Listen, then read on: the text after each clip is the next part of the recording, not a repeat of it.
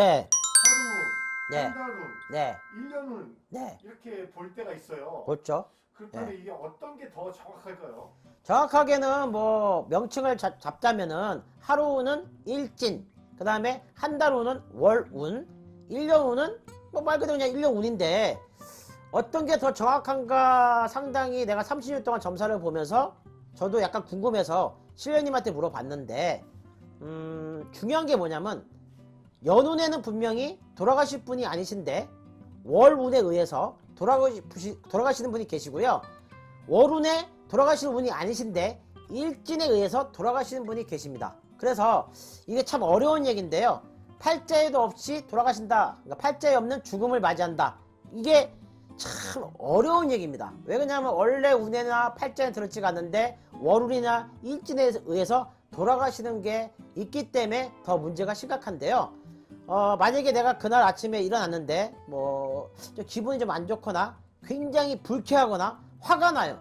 이거는 분명하게 오늘 일진 즉 하루 운에 문제가 있을 수 있는 가능성이 굉장히 커요.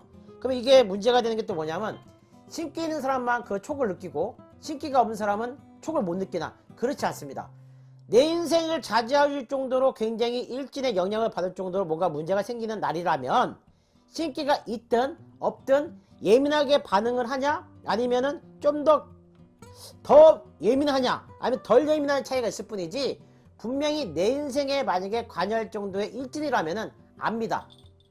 기분이 나쁘고 화나고 굉장히 짜증나고 방금까지만 해도 일어나기 전까지만 해도 그 전날에 굉장히 하하호하고 재밌었는데 급격하게 마음이 바뀌어요.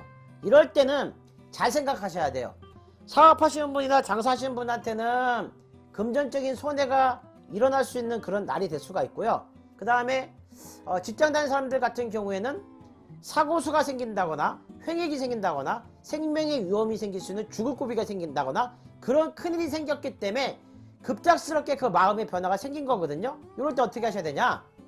사업하시는 분들 같은 경우에는 뭐 그 하루 사이에 바뀔 수가 없겠지만 회계 같은 경우에 그 장부 같은 거를 꼼꼼히 살펴가지고 구멍이 났는지 않는지를 먼저 확인하시면 사업에 그 영향이 있는 부분을 넘어갈 수 있고요.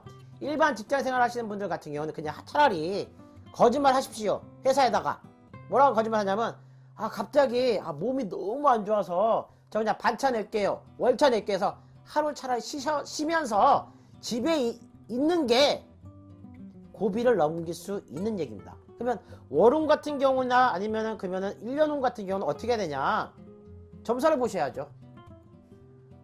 쉽게 표현하자면은 그냥 뭐 신문에 있는 뭐 그런 걸 보시든 아니면 아시는 무속인한테 점사를 보시든 운세를 따져가지고 나쁜 거를 걸러가는 게 중요한 거죠.